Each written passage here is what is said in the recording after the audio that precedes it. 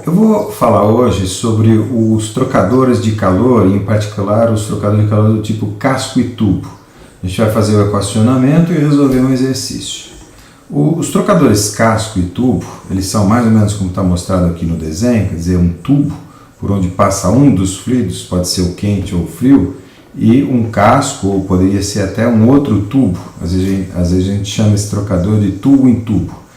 Então um dos fluidos passa no tubo interno, digamos assim, né? E o outro fluido passa no tubo externo ou casco.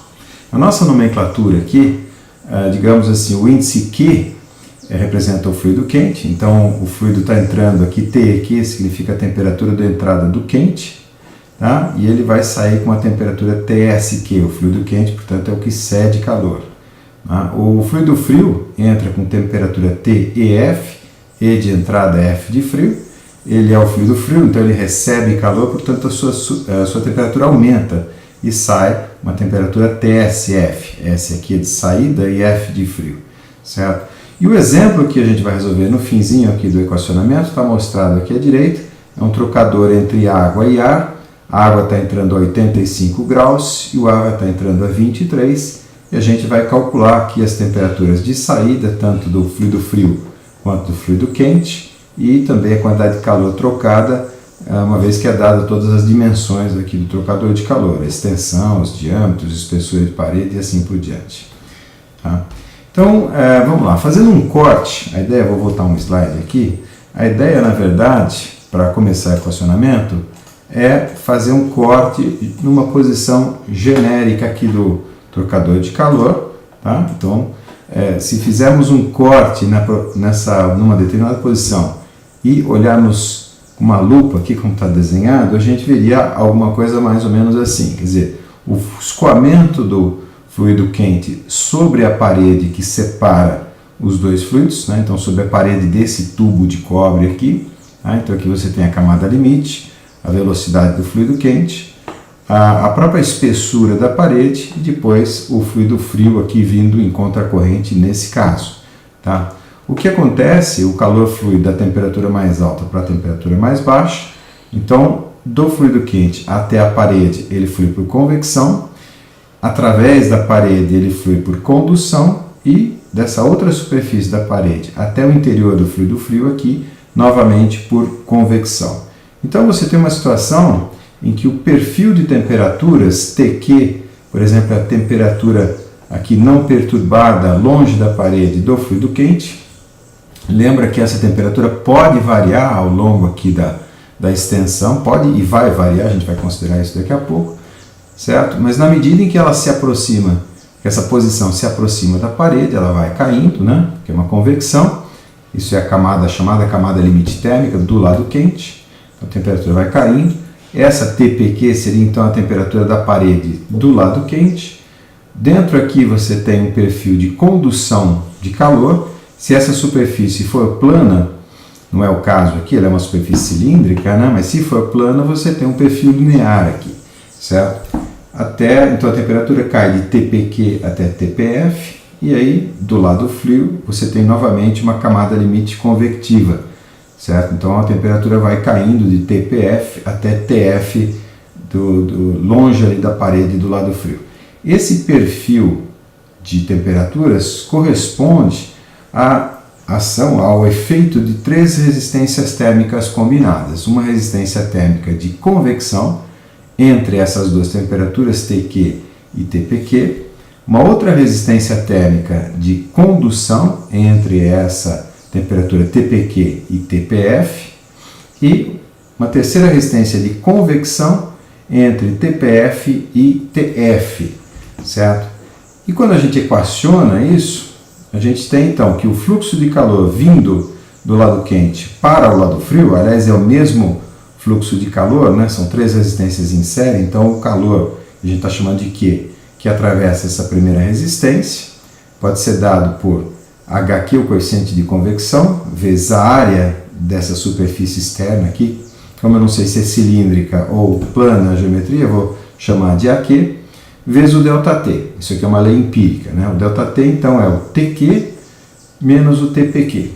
Tá? Depois, o calor é o mesmo, estou desprezando as perdas, de fluxo de calor, né, através da condução, pela condução através da parede, então Ka, condutibilidade térmica, vezes A dividido pela espessura da parede, vezes o ΔT. O ΔT é TPQ menos TPF.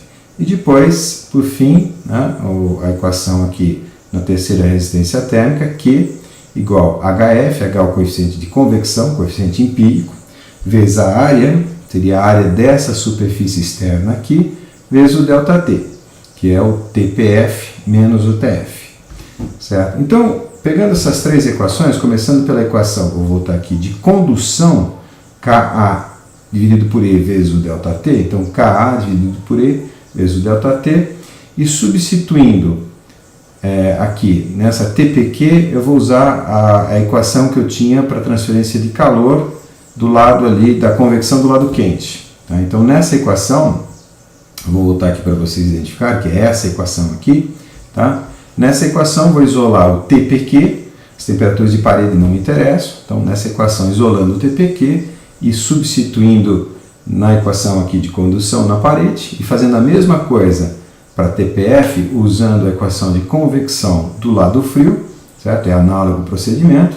Então, eu estou eliminando as temperaturas de parede, eu vou ter essa equação aqui, que K vezes A, o K é a condutibilidade térmica do material, vezes uma área média ali, que eu já vou entrar no detalhe, dividido por E, vezes ali o que resultou daquele mix, né, com as temperaturas, da introdução dessas duas equações. Rearranjando para colocar o Q em evidência, a gente vai ter alguma coisa dessa maneira. Q igual a um ΔT, que seria o TQ menos TF. Lembra, o ΔT é sempre o motor da transferência de calor, dividido por, na verdade, o que a gente vai identificar como três resistências térmicas. A resistência térmica de convecção do lado quente, 1 sobre HQ AQ, mais a resistência térmica de condução através da parede, E sobre Ka, mais a resistência térmica de convecção do lado frio. Ou seja, né, reproduzindo a equação aqui, eu vou ter, por analogia, né, circuito elétrico, então eu tenho Q igual a um ΔT dividido pela soma das três resistências térmicas. Elas estão ali, no caso, em série, né? Uma resistência de convecção do lado quente, condução na parede e convecção do lado frio. Ou seja, isso aqui então faz uma resistência total, de forma que a gente pode escrever ΔT sobre a resistência total. Porém, em trocadores de calor é mais comum a gente, ao invés de referenciar a resistência térmica, até porque ela depende dessas áreas aqui, é mais comum referenciarmos ao que a gente chama de coeficiente global de transferência de calor, que, fazendo analogia com a elétrica, seria uma espécie de condutância térmica. Né? A resistência ela mede o grau de dificuldade à passagem de calor, ou seja, quanto maior a resistência, menor o calor. Aqui no caso, que seria uma condutância, mede a facilidade da transferência de calor. Então, quanto maior esse parâmetro U, tá, mais intensa vai ser a transferência de calor. E a vantagem aqui é porque ele vai descontar, né? Ele não vai depender da área, no caso. Tá? Então, esse U, como eu disse, é o coeficiente global de transferência de calor. Essa definição, quer dizer, então, pegando essa expressão aqui, na verdade, vindo daqui, e fazendo uma analogia com essa, então eu chego nessa definição aqui para o coeficiente global de transferência de calor. 1 sobre a área de troca de calor vezes a resistência total. Uma observação com relação a essa área pode ser uma área média. Vou voltar alguns slides, né? Deixa eu ver aqui atrás. Se isso é uma geometria plana, então essa área é igual a essa área interna aqui desse tubo de cobre, né? É igual a essa área externa, que é igual à área média aqui de condução. Então, quando eu multiplicar tudo ali na definição do coeficiente U, né, aqui, elas vão todas se cancelar. Quando o A entrar multiplicando aqui, esse A vai cancelar com o AQ, o A com A e o A com AF. Certo? Quando não é o caso, uma geometria cilíndrica, por exemplo, então a gente pode tratar em termos de uma área média. A verdade é que, para as aplicações práticas mais comuns, né, essas áreas, tanto a interna quanto a externa, elas não são muito diferentes, então elas podem ser aproximadas, ok? Eventualmente, num caso específico, a gente leva em conta isso. Bom, seja como for, então, rearranjando todas as expressões, né, eu tenho então essa definição, como eu estava dizendo para vocês, para o coeficiente global de transferência de calor. Então, uma certa área, pode ser a Q, pode ser A, pode ser a F, né? Normalmente, essas áreas são muito próximas ou são iguais se a geometria for plana, ok? E esse é interessante, como eu disse, então ele não depende das áreas, então você pode ter uma ideia prática, independentemente do tamanho do trocador de calor. Então, tipicamente, trocadores água-água, casco e tubo, né, você tem coeficientes U variando aí de 800 a 1700 watts por metro quadrado por Celsius, por grau Celsius. Tá? Então, em geral, com líquidos, a quantidade de calor trocado é boa, né? Água para óleo cai um pouco, principalmente por causa do óleo, tá? E assim por diante. Se pegar, por exemplo, trocadores gás, ou sei lá, ar, nitrogênio, né? Então cai aqui pelo menos uma ordem de grandeza, tá? E eventualmente com tubos aletados e tal. Essa história de aletamento, geração de turbulência, isso faz parte um pouco da engenharia dos trocadores de calor. Eu não vou entrar no detalhe, mas tudo isso é feito para aumentar esses coeficientes H aqui. E obviamente o material do tubo, você vai ter interesse em escolher a menor espessura possível e o maior K possível para que essa resistência térmica de condução virtualmente se anule. Tá? Então esses são os trocadores práticos e aqui alguns números de referência que eu tirei do livro do Cengel de transferência de calor. Tá? Então, partindo já para o equacionamento que a gente vai fazer, vamos pegar um trocador de calor, desenhado esquematicamente aqui, correntes paralelas, ou seja, as correntes tanto do fluido quente, que está escoando no casco, quanto o fluido frio, que está escoando aqui, perdão, falei o contrário, né? O fluido quente, que está escoando no tubo, e o fluido frio, que está escoando no casco, elas têm o mesmo sentido. Se a gente pudesse fazer um gráfico aqui, né, cortando o trocador de calor, e um eixo aqui que pode ser a área de troca, a área acumulada de troca, desde o ponto A até o ponto B, a gente teria esse gráfico aqui, né? Então, as temperaturas, a variação da temperatura em função da área. Então, o fluido quente, ele entra com uma temperatura alta, ele cede calor, sua temperatura vai diminuindo, até chegar aqui na saída TSQ, né, de acordo com a nossa nomenclatura. O fluido frio entra com TEF, vai ganhando energia térmica, portanto, sua temperatura vai subindo até alcançar TSF.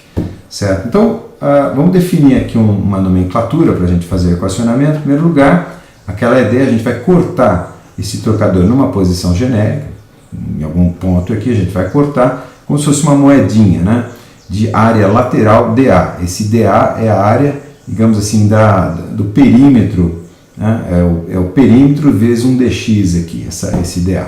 Certo? Essa é a área através da qual está ocorrendo a transferência de calor. A temperatura nesse ponto aqui é TQ, ou seja, TQ, dependendo de onde você corta, TQ varia de TEQ até TSQ. E a mesma coisa TF. Certo? Então, nesse ponto onde foi feito o corte, a temperatura TF variando, né, de TEF até TSF. Certo? Mas nesse ponto, TQ e TF. Na medida que você tem um ΔT finito, certo? Aparece um fluxo de calor. Esse fluxo é diferencial porque a área é infinitesimal. Tá? Então aparece um fluxo dQ. E quando o fluido quente cede uma certa quantidade de energia, né, dQ, na verdade, ele experimenta uma variação de temperatura dTq. E a mesma coisa, quando o fluido frio recebe esse dQ, essa quantidade de energia, ele experimenta uma variação de temperatura dTf. E as últimas definições aqui, né, para o nosso equacionamento. Então, nesse caso aqui, a diferença de temperatura, o motor da transferência de calor é sempre a diferença entre o quente e o frio, certo? Na entrada, ou do lado direito, ou do lado A, né, a gente chamou o lado A de direito, vamos chamar de ΔTA, e do lado esquerdo ali, ΔTB. Certo? Então a gente tem três equações para modelar esse trocador de calor. Em primeiro lugar, balanço de energia do lado quente, Então, olhando aqui, né, dQ igual a menos a vazão, mQ, vezes o calor específico, Cp. O índice Q aqui refere-se ao fluido quente, tá? Então, menos mQ, Cpq, dTq. Então, o dTq, o Cp é o calor específico do fluido quente e o mQ é a vazão máxima. O menos aqui, só para explicar, é porque, na verdade, quando você tem um dA positivo, ou seja, da esquerda para a direita, a função aqui, né, sofre uma diminuição de dQ, ou seja, a derivada aqui é negativa, certo? Então, por isso o sinal de menos. Do lado frio, então é o contrário, né? É mais, porque a derivada aqui é positiva, tá? Então ele recebe aquele dQ, experimenta mais, né? Uma derivada positiva. Então, mais mF, a vazão máxima do fluido frio, CPF, calor específico do fluido frio, e o DTF. Ou seja, nessa equação, esse menos e esse mais é porque os dois DTs sendo positivos, né? Eu tenho calor saindo aqui, recebendo e chegando aqui embaixo. Tá, ok? E balanço de energia na interface. Na interface, ou seja, é como se eu cortasse aqui, tá? E, de acordo com a equação que a gente deduziu, né, eu tenho dQ é igual a U, o coeficiente global de transferência de calor, dt vezes o dA, certo? Isso é a expressão que a gente obteve lá atrás. Então, partindo dessas três expressões aqui, escritas em modo diferencial, né, transcrevi aqui, vamos fazer alguma manipulação para chegar na nossa equação, numa das equações de trabalho. Tá? Então, eu vou começar, aqui não se preocupe muito com formalismo, tá? É importante entender o resultado final, mas eu tenho essas três equações aqui e parto desse diferencial, quero calcular o diferencial do ΔT. Então, d ΔT, na verdade é d de Tq menos Tf, e aí distributiva, né, dTq menos dTf, certo? E aí substituindo essa expressão aqui para isolar o dTq e essa outra para isolar o dTf, eu tenho essas expressões. Então, no lugar do dTq veio uma variação dessa expressão aqui, certo? E mesma coisa aqui no dTf. Certo? Eu tenho essa expressão e rearranjando, né, colocando na verdade o dq em evidência, eu tenho essa expressão, certo?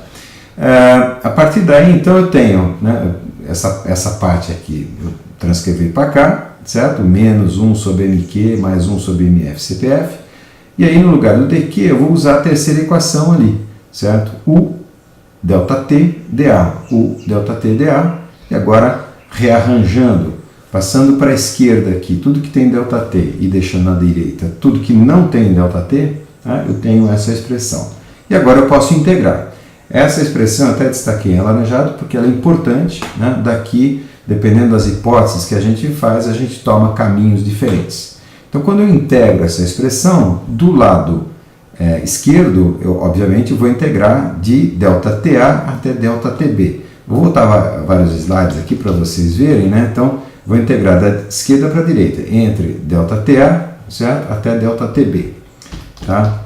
E do lado direito, eu estou integrando na área, então a integral é de 0 até A. Esse A aqui seria o A total, a área total de transferência de calor.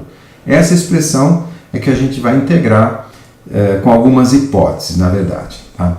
Então, considerando os CPs constantes e o U constante, ou igual a um U médio, que não varia muito, tá? Eu posso então considerar U constante e CP constante, como está feito aqui. Então, nessa integral, o que está entre parênteses aqui é constante, ele pode sair da integral. Essa integral do lado esquerdo eu nem falei, mas ela é trivial, né? Então, integrando aqui o lado esquerdo, dx sobre x é ln de x. Então, ln de ΔTA, entre ΔTA e ΔTB, certo? E eu tenho essa expressão aqui, não sei se vocês entenderam, eu até vou fazer, acho que eu estou sem a caneta aqui. Então, na verdade, quando eu faço a conta, né, quando eu faço a integral, eu tenho ln de ΔTB menos ln de ΔTA. Só que ln de x menos ln de y é ln de x sobre y. Essa é a expressão, essa é a regra que eu estou usando aqui. Tá?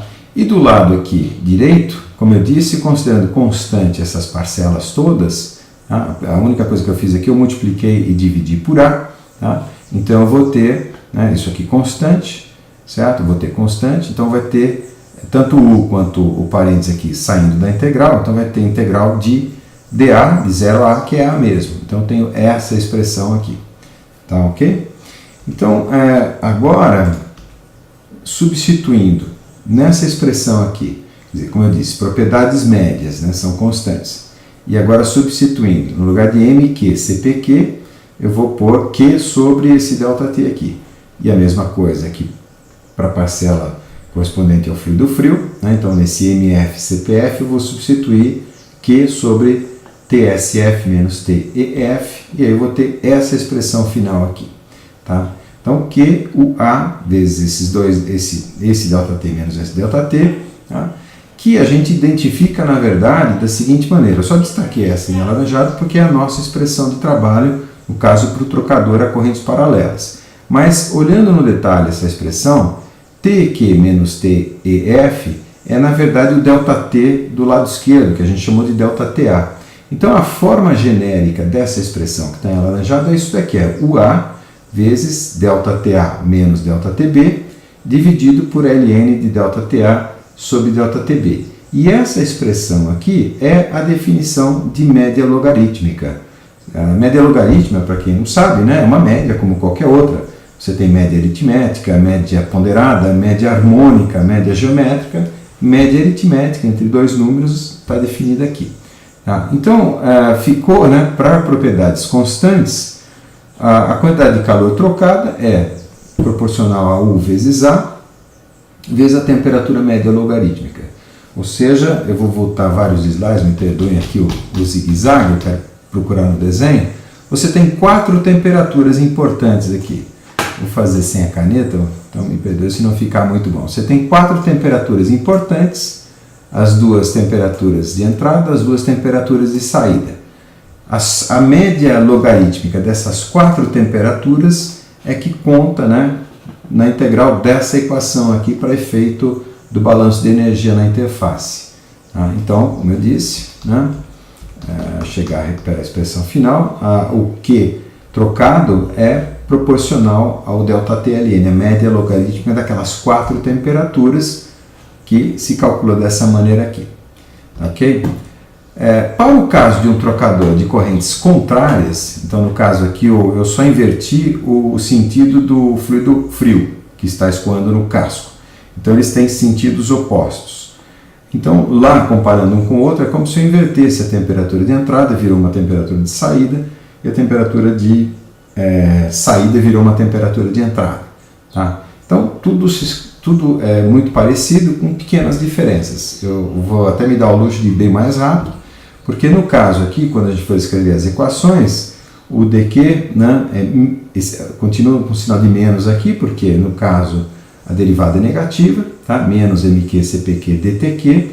Agora a mesma coisa para o lado frio, a derivada também é negativa em relação a essa orientação de área aqui, na variável área. Tá? Então menos mf cpf dtf. E a equação do balanço de energia na interface continua a mesma. Tá? Então o procedimento é o mesmo, a gente vai chegar naquela integral que havíamos chegado, com a pequena diferença que é esse sinal aqui. Fazemos a mesma integral, as mesmas ponderações sobre propriedades médias constantes, fazemos a mesma substituição, equação de balanço do lado quente, balanço do lado frio, e a gente chega na mesma expressão, com a única diferença que o que era entrada virou saída com relação ao fluido frio, e o que era saída virou entrada, né, com relação ao fluido frio. Certo? Então, essa expressão aqui é diferente da anterior, por causa dessa inversão que eu acabei de falar, mas se você olhar novamente, eu vou até voltar aqui, né? Quem é TQ menos TSF? TQ menos TSF é o ΔTA, e o TSQ menos TF é o próprio ΔTB. Tá? Então, aparece aqui, TSQ menos TF. Então, a forma genérica dessa expressão é a mesma que a gente tinha para o trocador a correntes paralelas. Certo? A média logarítmica daquelas 4 temperaturas. Então, moral da história, né? Para propriedades constantes, ou que você pode trabalhar em termos de propriedades médias, o calor trocado ali na interface é sempre o A vezes a média logarítmica da temperatura. Tá? Tanto faz se o trocador é correntes contrárias ou correntes paralelas. Então, como eu estava dizendo aqui, não importa o perfil de temperaturas, se é característico de correntes paralelas ou característicos de corrente contrária, o calor trocado é sempre a média logarítmica dessas 4 temperaturas, as duas de entrada e as duas de saída. Tá?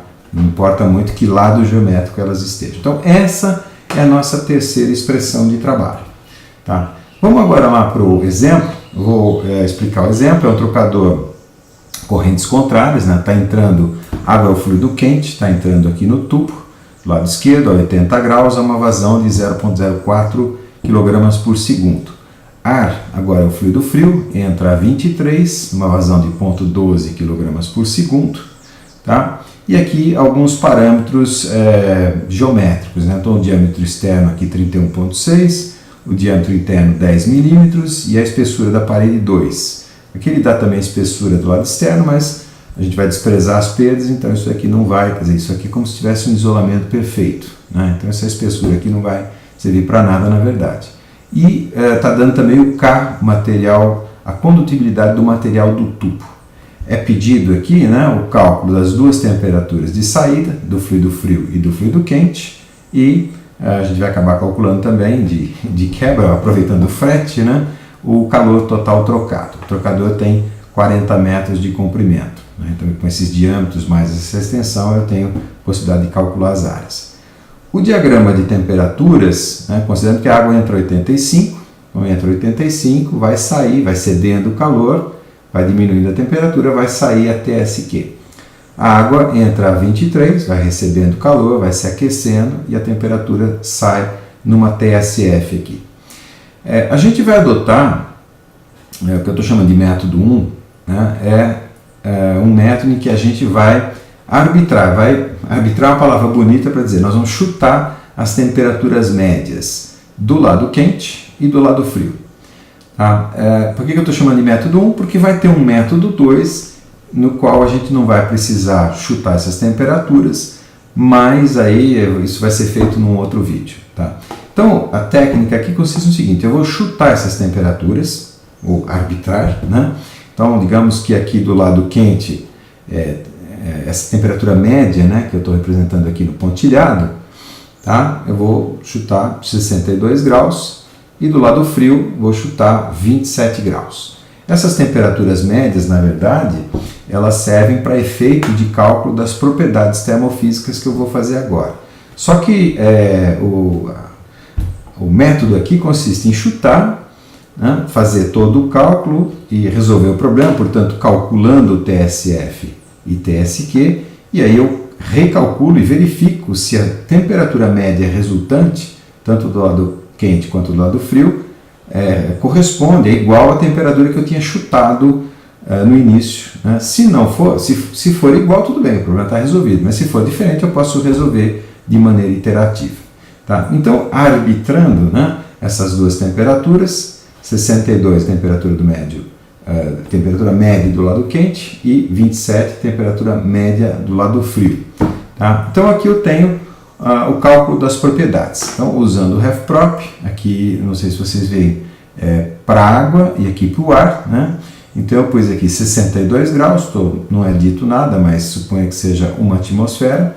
Então eu tenho todas as propriedades aqui, densidade, CP, condutibilidade térmica, no caso aqui da água, tá? A viscosidade e o número de Prandtl.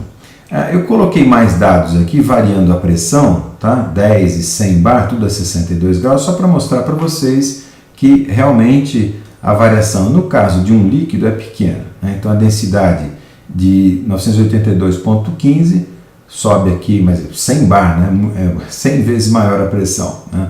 Então sobe muito pouco, na verdade. Tá? O número de Prandtl varia pouco também, todos eles variam um pouco. Né? A gente está fazendo o cálculo, na verdade, tudo a 1 bar. Né? Da mesma coisa para o ar, né? O ar seco, então 27 graus, que é a temperatura média que eu chutei, 1 bar, tenho todas as propriedades, e aí vocês veem que no caso do ar, os parâmetros variam, principalmente a condutibilidade térmica tem uma variação mais significativa.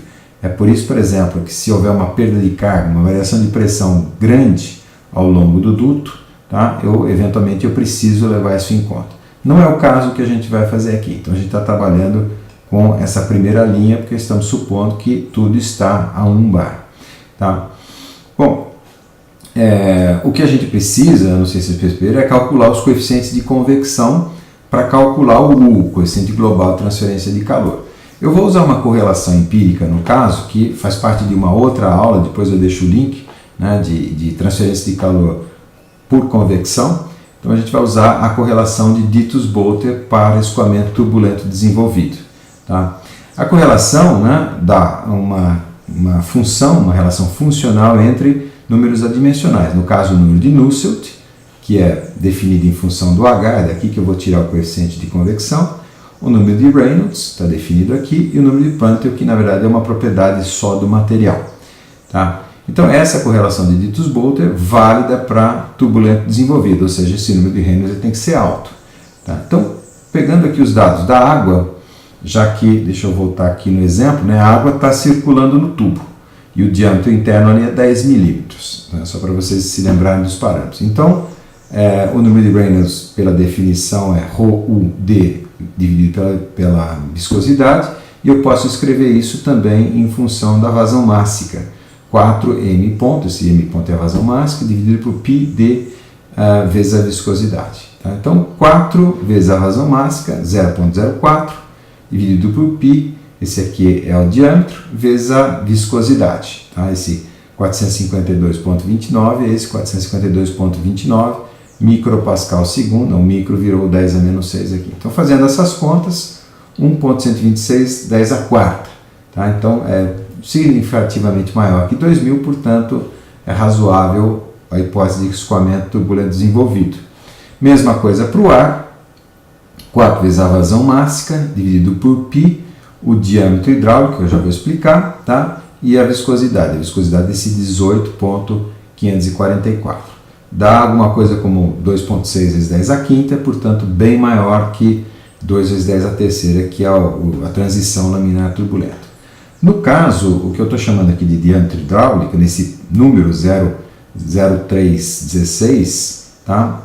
Por quê? Porque o ar está escoando no casco, e a geometria ali externa é uma geometria anular. Deixa eu ver se eu desenho, vou desenhar aqui do lado, né?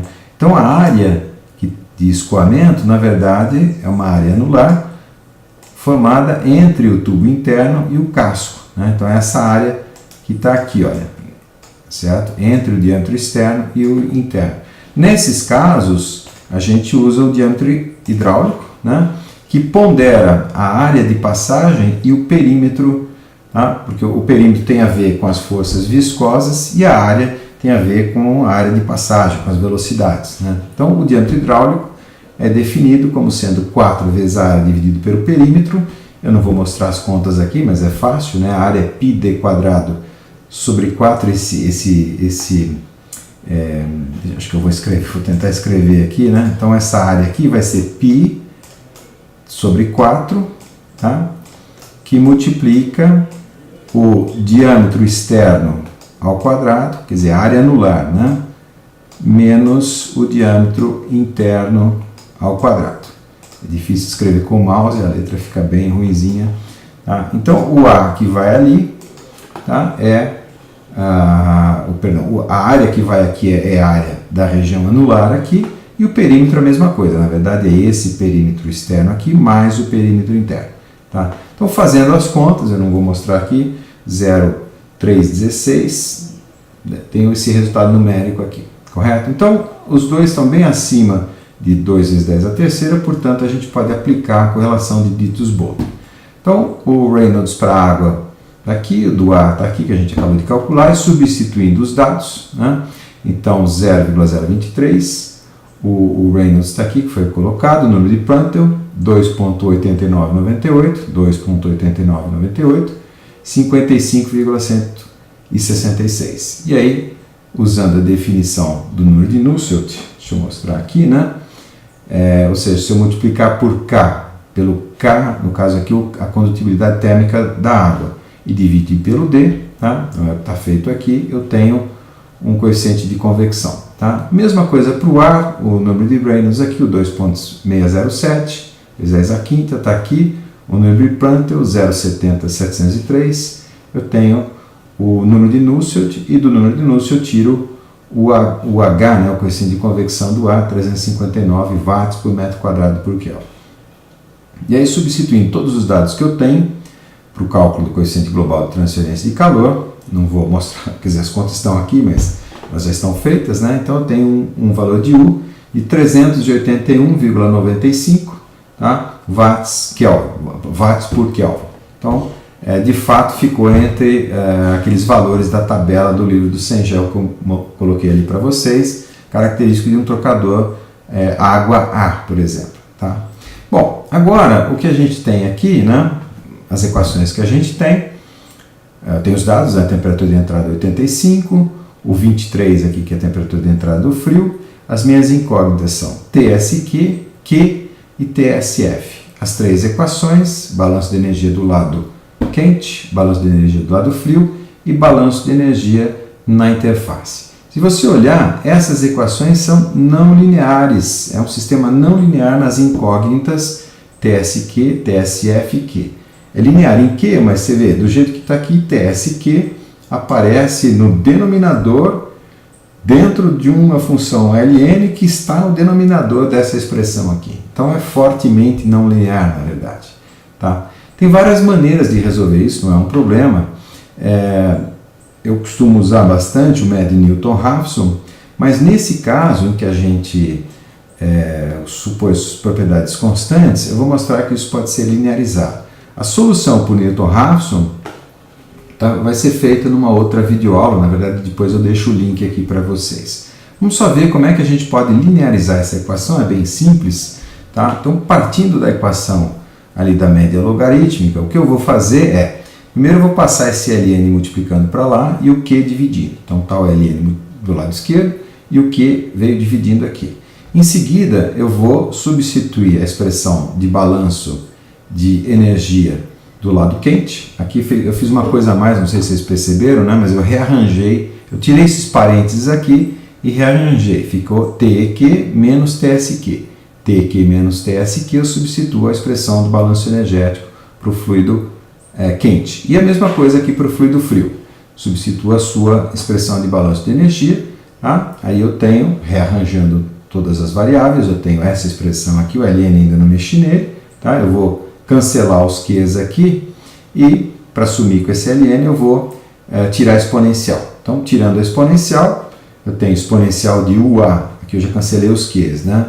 Sobre 1 sobre MQCPQ, menos 1 sobre MFCPF, e ali eu já passei multiplicando, né, o TSQ menos TSF, TSQ menos TEF para o lado direito. Então, agora essa expressão, dado que o A e as vazões do CP são constantes, isso aqui é uma variável, né? Uma variável constante, um parâmetro constante, melhor dizendo, né? E aí eu tenho, então, linearizado nas temperaturas. Agora ficou fácil, aquelas três equações originais, elas se transformam. Bom, a primeira fica igual, a segunda também, a terceira só que a gente substitui por essa. E o que a gente faz, eu não vou fazer todo esse desenvolvimento aqui, vocês podem fazer por si mesmos, né? Eu vou substituir, usar a primeira expressão aqui para calcular TSF, a segunda para calcular TSQ e vou substituir nessa expressão. Tá? Então daqui eu consigo tirar o Q. Então eu coloquei todas as contas, né? A única coisa que eu abreviei aqui exponencial, né? Porque para não ficar esse trambolhão aqui, né? Mas eu só coloquei o valor numérico, então esse 0,326. Tá? Então esse exponencial de pontinho, tá? É esse argumento aqui, que fazendo todas as contas dá 0,326. É interessante que vocês façam as contas em casa. As vazões mássicas, os CPs que vieram lá daquela tabela do RefProp, tá? Então eu tenho um Q de 6,59 kW, certo? Aqui eu deixei o exponencial. Usando esse valor aqui nas outras duas expressões que eu tinha ali em cima, então eu tenho o TSQ 45,6 graus e o TSF 77,62. Então resolvemos, calculamos as três variáveis, né? O Q, o TSQ e o TSF.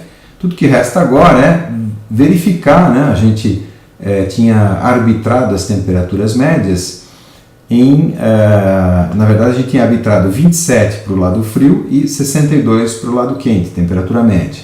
Tá? As temperaturas médias que nós obtivemos com a solução do problema foi do lado frio 50,3, que está bem diferente de 27, tá?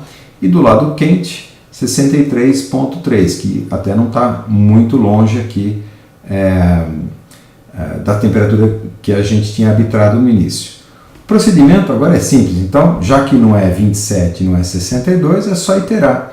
Então, com essas novas temperaturas médias, eu refaço o problema inteirinho. Vou lá, calculo as propriedades termodinâmicas, calculo a nova densidade, etc. Resolvo tudo direitinho e verifico de novo. Ou seja, eu vou fazer um cálculo iterativo. Eu não vou fazer isso aqui para vocês, eu só vou mostrar o resultado, né? Quando a gente faz esse cálculo iterativo, então, por exemplo, a temperatura de saída do quente, tá vendo? Já na segunda iteração, ela já converge aqui, tá? E a temperatura do lado frio, temperatura de saída do quente já converge rapidamente, a mesma coisa para a temperatura de saída do lado frio, tá? Sair do lado quente, sair do lado frio. Tá? O que tem para fazer em seguida é o que eu chamo de método 2, né? Que é subdividir o problema em vários parâmetros e resolver da mesma maneira, ou seja, iterativamente, mas não no trocador como um todo, mas em partes do trocador. Mas isso então fica para uma próxima videoaula. Tá? Espero que vocês tenham aproveitado essa aula.